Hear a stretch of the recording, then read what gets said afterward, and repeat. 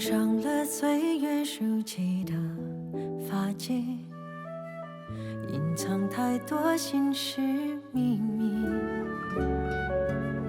走廊边残花又不舍放弃，细数前世芬芳两粒，眼看着落花如雨，满天空记忆飘零。风里纷纷飞过，片片谁的叹息？环绕的蝴蝶，美丽多情，到头来只是路过光景，迷失了自己。我听见落花不语，远方传来声声叮咛。深夜依稀听到时间轻轻哭泣。越想要珍惜，越容易让爱从指缝间逃逸。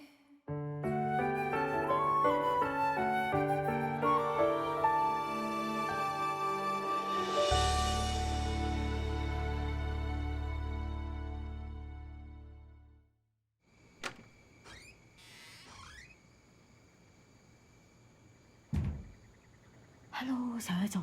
Hello， 小野总。不说话就是不反对，不反对就是承认。承认什么？承认他就是小野种。对，小野种。小野种啊，你给我滚出我们张家！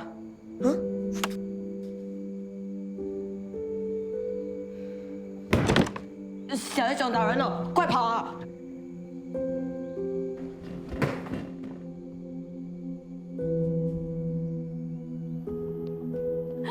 我还以为发生什么事了呢，就是小孩闹着玩，那么认真干什么？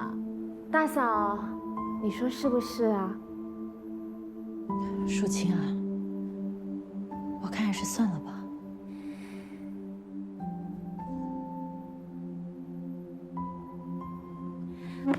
那，你们的大伯母原谅你们啦，下次不要再这样了，知道吗？知道了。回房念书吧。哦。慢着，耀光耀亮不尊重耀祖这位堂哥，对大伯大伯母更是不敬。要是只是随便骂他们几句，他们是不会汲取教训的。淑清，那我就多骂他们几句好了。你在笑什么？耀光耀亮，跪下。娘娘，二嫂，你在干什么？我要执行家规，我要他们两个记住，要尊重长辈，兄友弟恭。你凭什么打我儿子啊？你说呢？要打也是我来打，要不然等金泉回来他来打。家规是祖先定的，犯了家规就要动家法。你要既然把家务事交给我，家法我来执行。跪下！这一次各打10鞭，胆敢再犯，再加倍。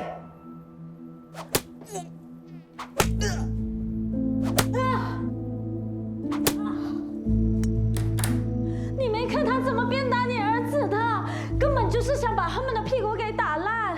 你去看看，一条条的鞭痕都出血了。活该啊！你的儿子都快被打死了，你还说活该？都几岁的人了，一个13，一个12，我像他们这个年纪，都到破商管工人了，他们还那么幼稚，剥夺。剥夺还不是你生的？他们被打还不是你造成的？你说什么？那2个臭小子怎么会跑去跟耀祖说那种话？肯定是你在他们面前说过。是谁跟我说大哥对李淑玉根本没有兴趣，正眼不瞧他一眼，睡觉也都没有在一起？是谁说大哥对耀祖很冷漠，根本不像亲生儿子？还有是谁说耀祖没有像张家的样子？这都是你说的。康司令，那是我们夫妻间的闲话，你还当真呢？本来就真，李淑琴她也知道，所以才把你儿子往死里打，让他们不敢再说。这叫心里有鬼。你有完没完了？不就打几下屁股吗？我们小时候还不是常常挨我爸打？你这老子要怎么打？打几下，甚至把他们的屁股打烂，我吭都不会吭一声。但是李淑琴凭什么打我们儿子啊？哎呀，你干什么？你这个时候还有闲情玩这个东西啊？眼睁睁看李淑琴就要欺负到我们头上来了。我跟你说过多少次了，在这个家，男主外，女主内。好啊，张金泉，那你就继续当你的缩头乌龟。去哪里？找李淑琴拼了。好啊，你去那。要是惊动了娘娘，我明天就找律师。找律师告李淑琴吗？跟你离婚啊，我都。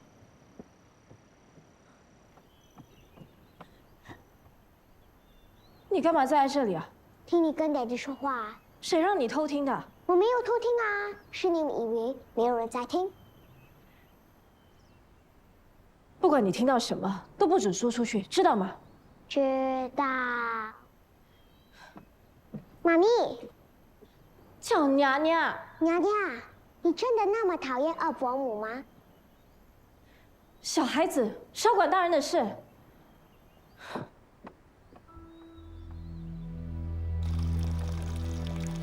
安娜小姐，哎呀，厨房又是火啊又是刀的，你别进来。哦，我妈妈叫我学煮菜。啊？她说我是娘惹，要会煮菜，会擦衣服，长大了才嫁得出去。那你忙你的吧，我到处看看。那你小心点呐。别看着我，做你的东西。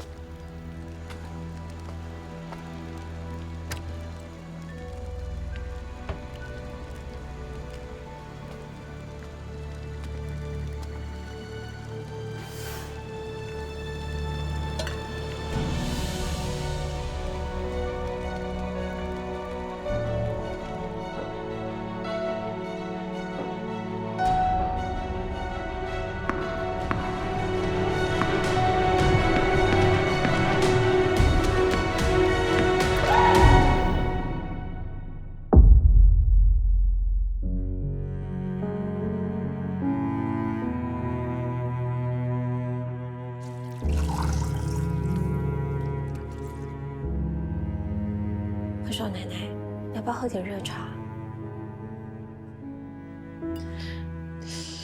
我想一个人静一静。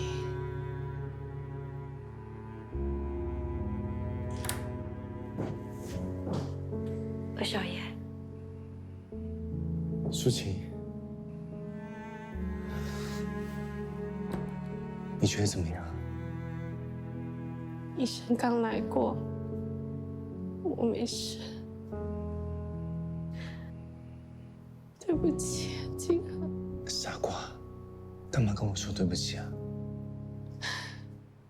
孩子，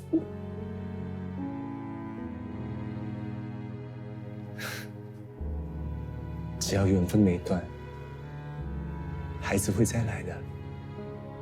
最重要是你没事，我只要你好好的，知道吗？别哭了，没事的。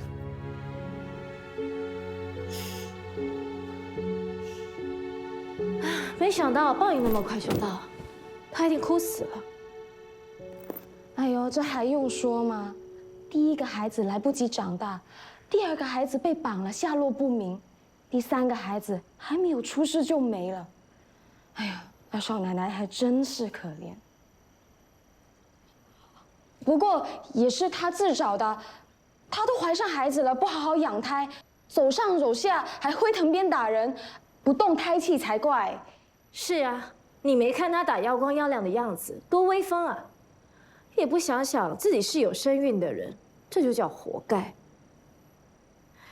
不过你当心点，别让他有机会把罪名按在你身上，说那滩油是你故意倒上去的。三少奶奶，我才不怕呢！你出门之后啊，我就带着耀光耀亮少爷去学校参加运动会。事情发生的时候，我们都还没有回家。那就好了，我们一家人都不在，他就是想赖我们也没机会了。娘娘，你忘了还有我啊！我帮你出口气了。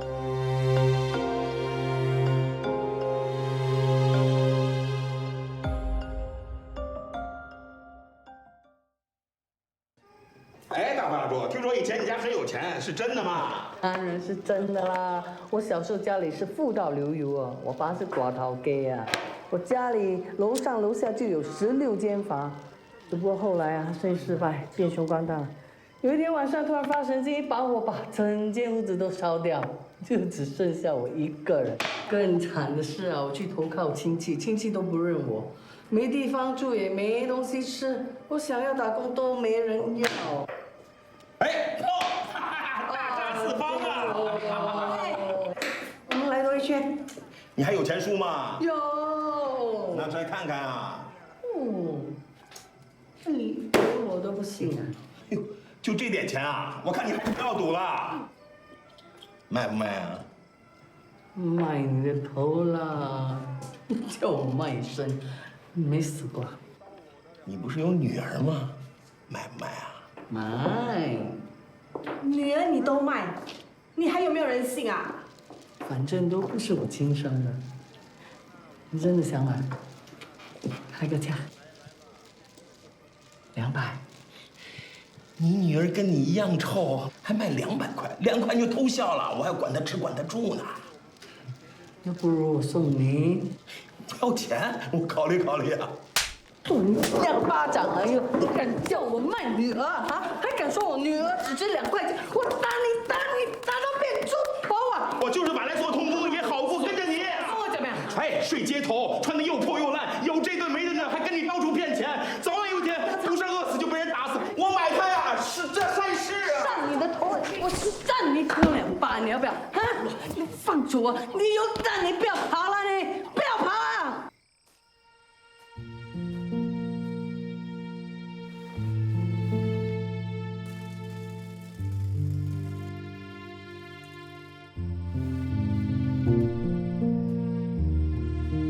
这里做什么啊？什么？我跟小妹不可以啊！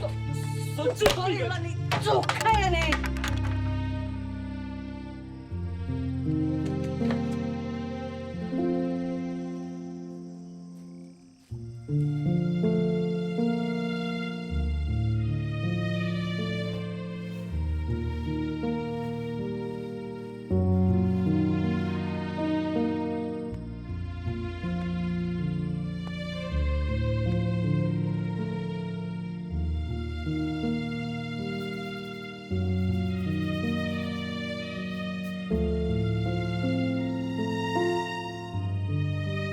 起来啦，火烧屁股啦！再不起来，我真用火烧你屁股啦！早起的鸟儿有虫吃，现在太阳照屁股了。谁给的你？养我啊！没有火烧你屁股，你好偷笑啦！起来开工啦，要不然今天要饿肚子。开什么工？你娘娘今天不开工。你前2天痔疮有事吗？好吧，那就1天，明天再开工吧。明天不开工，后天不开工，天天都不开工。你昨天赢钱了，而且赢了大钱。哎呀，不用摸了，我身上1分钱都没有。那你还今天、明天、后天天天都停工？干嘛啦？看有没有发烧啊？这没有出息的家伙，你一睡醒就要去骗人，你除了骗人，你还会干什么？奇怪，有什么好奇怪的？额头不烫，没发烧，怎么会说出那么好笑的话？有什么好笑？太好笑了！你除了骗钱还会干什么？那不就是你吗？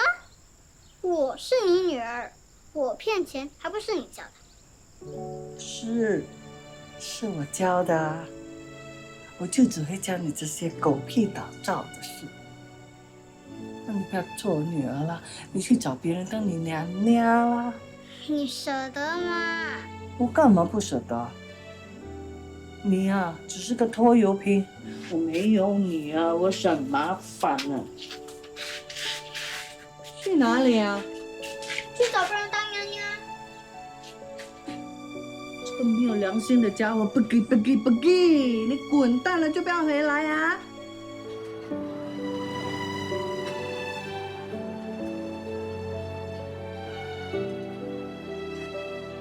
不给，滚蛋了就不要回来。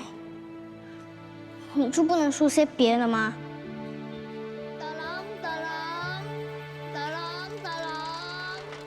打狼！磕头啊！小老鼠干什么？他们欺负你啊？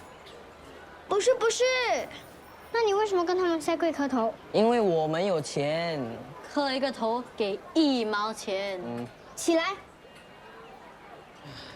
哎呀，你不用抢啊！你给我们下跪磕头，我们也可以给你钱啊。对，你下跪磕头，我们也会给你1毛钱。你们很有钱是吗？好啊，我正在找人要些钱用。你们身上有多少钱，都给我吧。哇，那你要磕很多个头了。对呀，你要把头都磕破了。钱是你们给，不过磕头的也是你们。我是不是听错了？他说我们要跟他磕头。我没什么耐性啊。如果你们再慢吞吞，我就要开始做法啦。做什么？做头发？来啊！怕你啊！等你们七孔流血就太迟了。他到底在说什么？你们刚才也看见了，我为什么那么怕他？他叫我起来，我不敢不听，因为他会降头。降头？哥，听娟姐说降头很可怕。多可怕！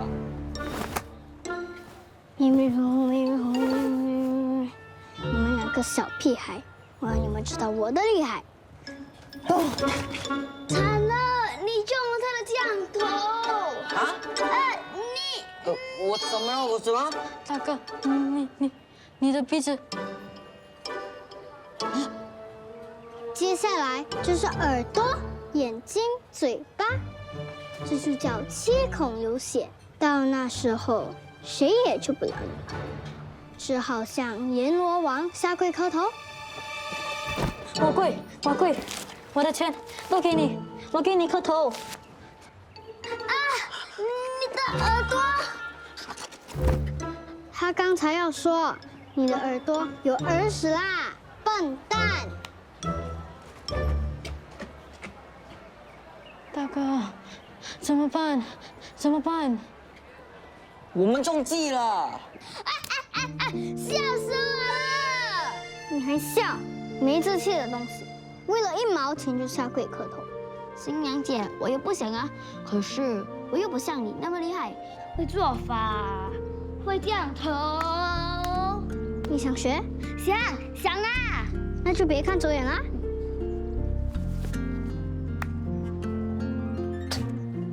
迷糊糊，迷糊糊，迷糊糊，迷糊糊。哈扎！你中了降头了。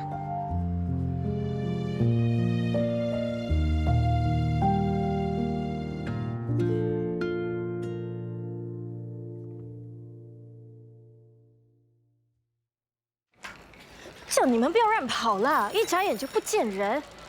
难道你们想像你们安安妹妹一样被绑走吗？哈！哎，听说啊，小女孩被绑走的时候啊，才2、3岁。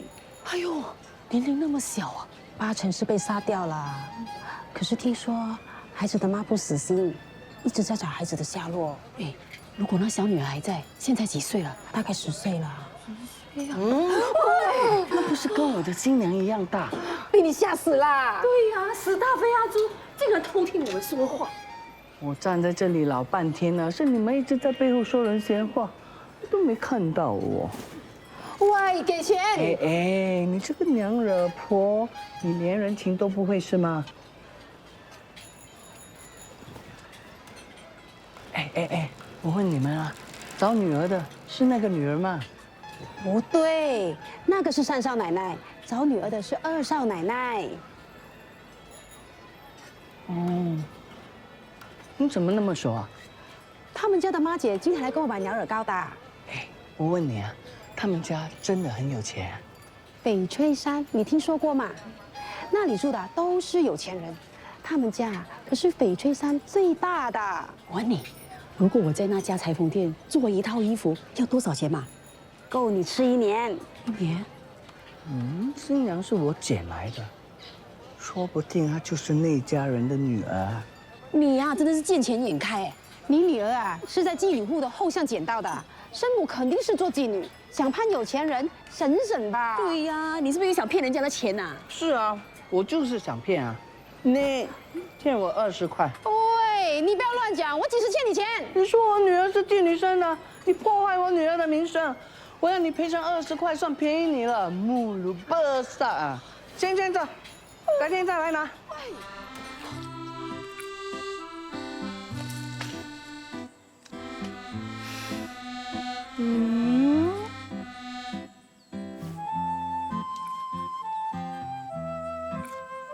西给哪？你有烧鸭腿，也不会留着孝敬你娘娘，只会躲在这里自己享受啊！我没躲，我在光明正大的吃。只顾着自己吃，还有脸说什么光明？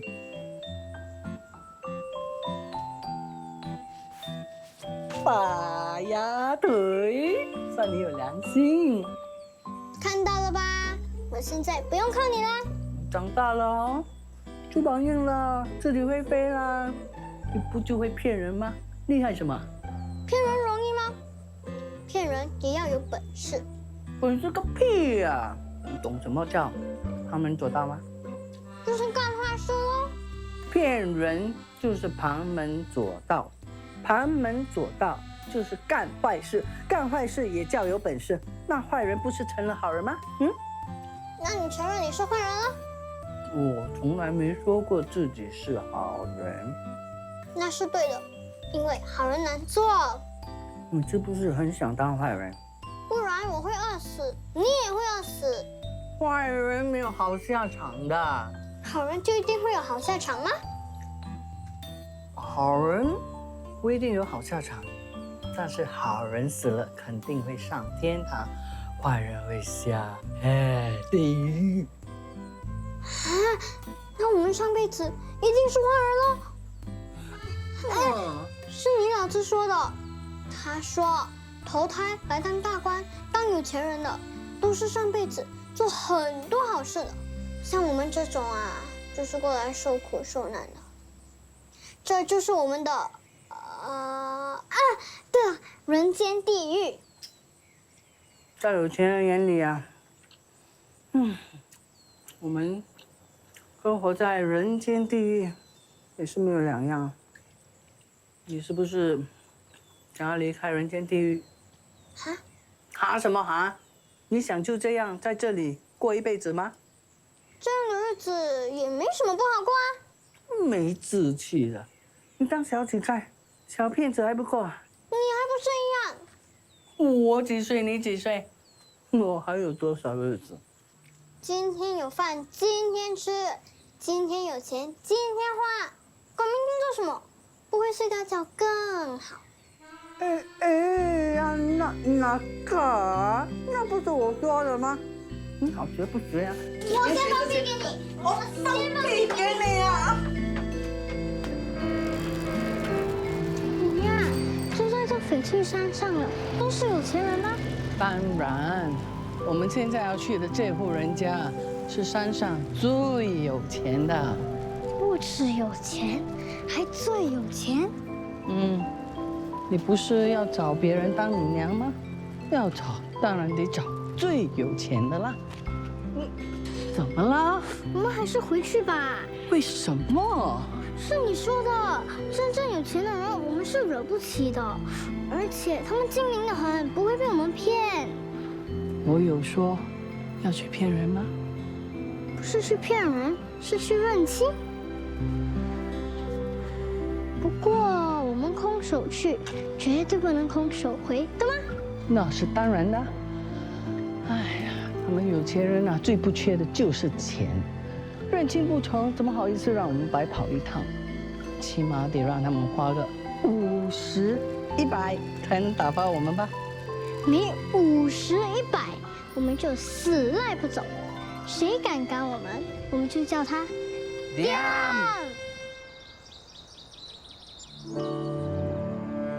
你知道吗？我小时候住的屋子啊，比这间还大，楼上楼下就有16间房，出入都有大汽车接送。衣橱里的衣服啊，起码有100件，多到穿不完。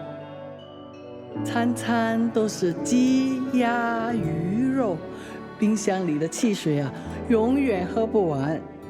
家里的妈姐就有30-40个，从屋子这头走到那头，小姐前小姐后，叫得我都烦死了。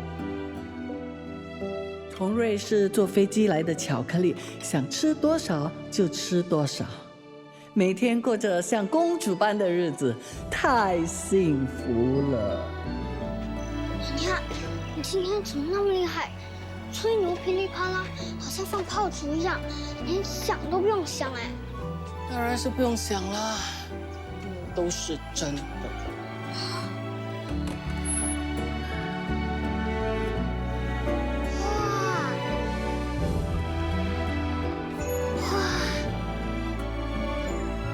快过来！走吧。咦，你们不要乱跑，在这里待着，我去请二少奶奶下来。放心，不会乱跑的。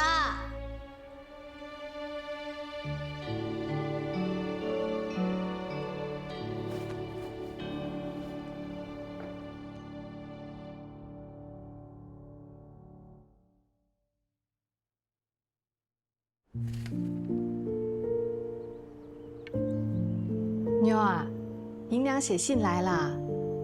她说她现在人在巴黎。她终于甘愿写信回来了。她说她之前去的地方寄信不太方便。哎，你看，这就是她在巴黎拍的照片啊。银娘小姐一点都没变啊，还没变，27了。你写信告诉她，如果她还想见娘娘一面，就快点回来。我怕我这个身子熬不了多久了。我才不写呢，要不然银娘回来看见妞还这么健朗，她要骂我是骗子啦。她在外面浪荡多久啊？再不结婚，就变成老姑婆了。当初要不是反对她跟那个陈东豪在一起，或许……妞啊，过去的事情就不要再提了。是啊，说了也没用，人家已经有家室有孩子了。太太，二少奶奶，又有人来带孩子来认亲了。你没骗他们说认亲不成不给红包吗？我说了，结果被那个女人骂我说势利眼。妞啊，我先下楼看看。去吧。你看，你小时候住的屋子有这么大吗？有。如果你在这里要跟坐在那里的人讲话，还得用喊的。从楼下走到楼上要大半天，对吗？西金娜，你当我刚才讲的那些话是在骗人是吗？是。是啊，哈，是啊，是啊，是啊。你干嘛？你干嘛？谁呀？有。你忘了吗？不久前你假装被他的车撞，还敲了他10块钱。是他，那么巧。那还等什么？快点走吧。哎呀，走什么啦？刚跟你说，有钱人的眼睛都长在头顶上，怎么会用正眼看我们呢？你放心吧，他肯定认得我们的。我不是叫你们不要乱跑吗？这是我家二少奶奶。二少奶奶，原来是你们啊！等一等，既然来了，又何必急着走呢？就是啊，二少奶奶是什么人呀？怎么会跟我们一般见识呢？那天只是个误会。哎呀，说来说去都是那个小司机不好。二少奶奶你就不一样了，人不但漂亮，心地又那么好。怎么称呼你啊？我叫蔡珠娘，人家都叫我阿珠。她叫新娘，心肝宝贝的心。哎呀，他虽然是我收养的，我把他当心肝宝贝一样了。很好听的名字，我们坐下来聊吧。新娘是你收养的？是啊，你收养她的时候，她多大？应该是2、3岁吧。你为什么要收养她呢？这个小可怜啊，他被人家遗弃在一条小巷子里，当时他就这么小，又瘦又冷又饿的。我这个人啊，就是心肠好，尤其啊见不得小孩受罪，我就买东西给他吃。我问他家在哪里，娘娘在哪里，他一句话也不说，我还以为他是个哑巴呢。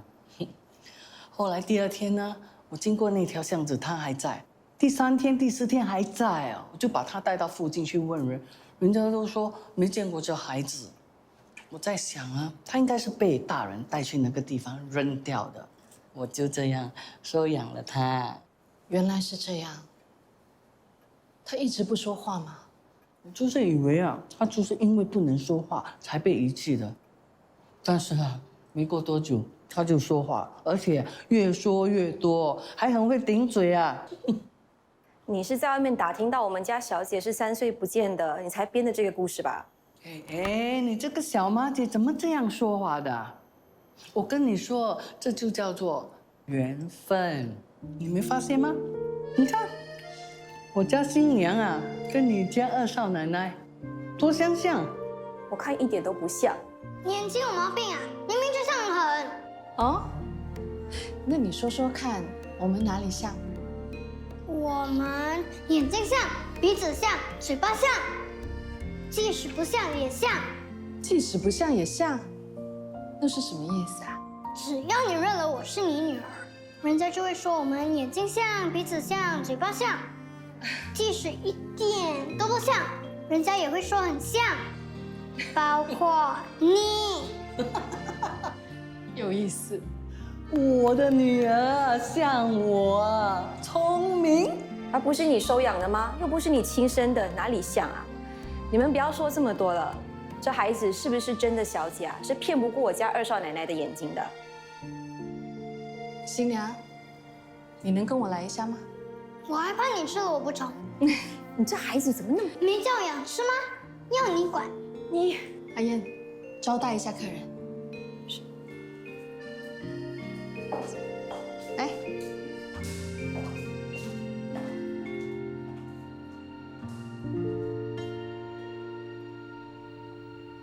新娘，我已经7年没见我女儿了。那你一定很想她。想，无时无刻都在想。有时候，我仿佛还听见她叫我娘娘。有时候啊，她就真的站在我眼前，跟我说话，笑着跑来跑去。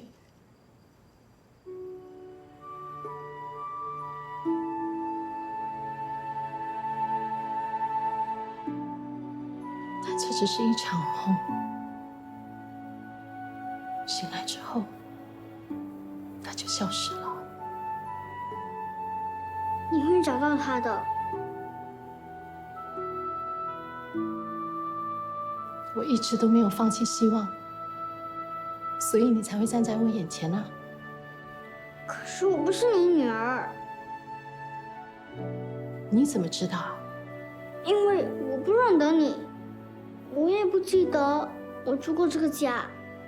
3岁的孩子不会有太多记忆的，更何况那个时候他还受到惊吓，也许……我真的不是，我娘娘带我来认亲，只是想要点钱花花。就像那天她被你的车撞，也是为了骗你的钱。你就这样说出来，不怕空手而归吗？你很可怜，我不想骗你。谢谢你啊，新娘。不过我还是想证实一下，7年了，就算我女儿现在站在我面前，我也未必认得出来。但是她身上有一些特征，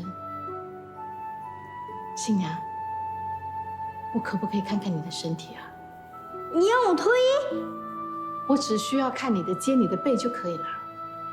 我10天没冲凉了，又脏又臭又痒，你不怕世子，不怕臭人你吗？我不怕。真是拿你没办法。对不起啊。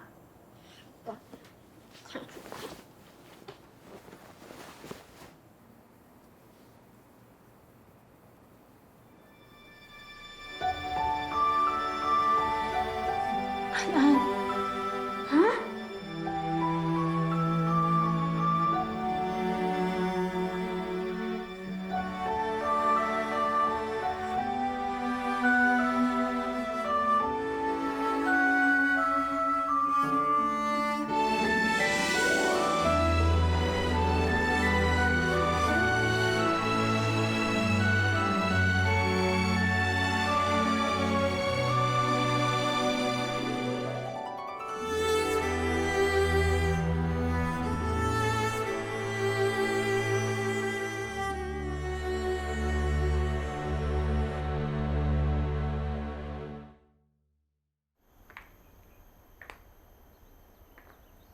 不要乱摸，你手脏。不要。还有这些花瓶啊，你也不要靠近啊，打破了你可赔不起。又想说你自己以前多威水是吗？我要放屁呀！你再跟着我啊，臭死你啊！我可不赔命的。粗俗。怎么样？怎么样啦？这不是百万吗？有钱人那么精明，哪会被骗啊？蔡女士，谢谢你。叫我阿朱行了，别那么见外。虽然新娘没这个福气当您女儿，既然那么有缘分，是不是应该好好珍惜？如果你能够让新娘当您的干女儿，那你就能常常来打秋风了。阿燕，二少奶奶，这人太坏了，别人只是要红包，他要你认干女儿。他要让我还不愿意呢。我们走。走什么？还没讲完。你还要讲什么啊？不是我讲，是二少奶奶。你还没听人把话讲完就离开，那是没礼貌的。他还要说什么啊？人家才懒得理你啊。我确实是有话要说，是不是？哎呀，人家二少奶奶就是深明大义、心胸开阔，不像有些人啊，拿着鸡毛当令箭啊。二少奶奶，你还有什么话要说？你要我认她做干女儿，那是不可能的。听到了吗？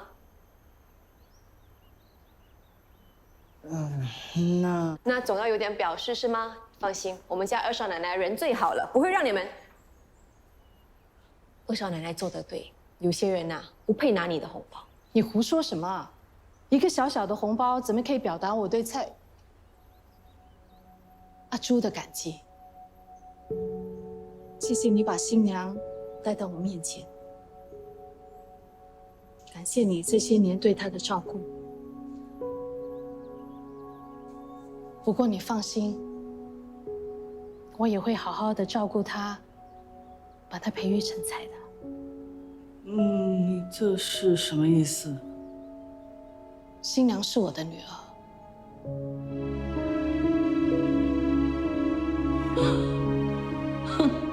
你是在开玩笑吧？新娘是我的女儿。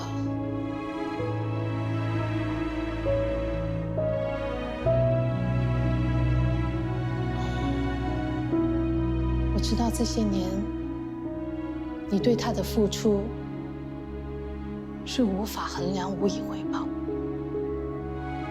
我会好好的酬谢你。不用，我们不要你一分钱，我也不是你女儿。我们走，走啦，走吧，我们快点回家，我不要再待在这里了。走啦，我要回家，走，走啊！你在这边等什么？走啦，走，不要再待在这里了，走啊！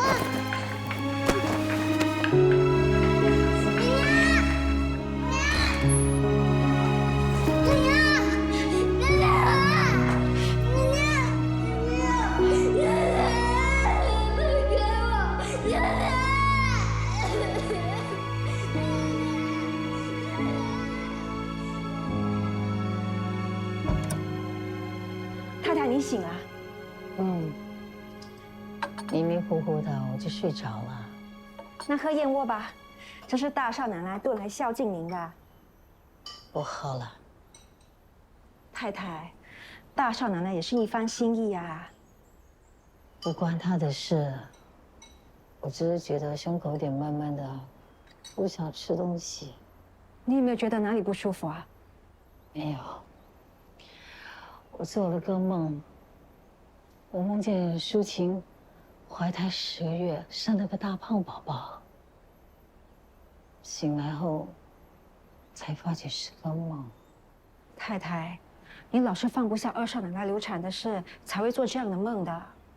淑琴都过30了，好不容易才怀上，可是老天爷就是不肯再给她一个孩子。太太，你先把燕窝喝了，我就告诉你一件二少奶奶的大喜事。什么大喜事啊？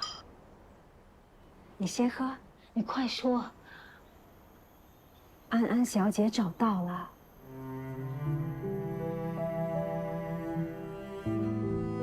你不用赶着回来，人又不会跑掉的。太太慢点，慢点啊！不说了，待会见。小心点啊！太太，舒淇，是不是真的？是不是真的？二少奶奶都是我不好，我忍不住把安安小姐回来的事告诉太太了。是真的吗？是真的吗？是真的，安安回来了。安安，那安安在哪？安安呢？啊？我脚好痛，小力点。哦，你也是，小力点。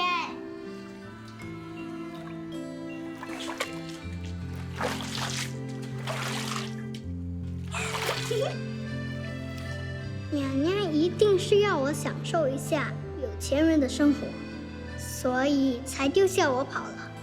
过不了几天，她一定会来带我走的。既然这样，我就不客气了。小花，我叫阿花。阿花，你得叫阿花姐或者花姐。她不是叫阿花吗？这是二少奶奶规定的，家里的小孩都不能直呼工人的名字。真麻烦。花姐，我真是找你上了不报哦。是的，安安小姐。我不是什么安安小姐，我叫新娘。新娘。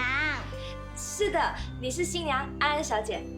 又安安小姐，都跟你说了我是新娘，叫新娘。不行啊，安安小姐，二少奶奶说你是安安小姐。不听我的话是吗？去，不用你伺候。安安小姐，你也是，叫我新娘。安安小姐，即使二少奶奶都是很尊重我们这些底下人的。我跟你们闹着玩的，那么认真干什么？一点都不好玩。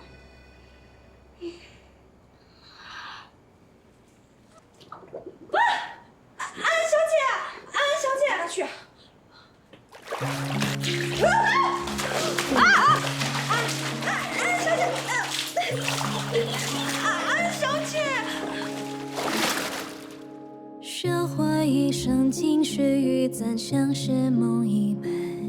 若是美梦就不遗憾。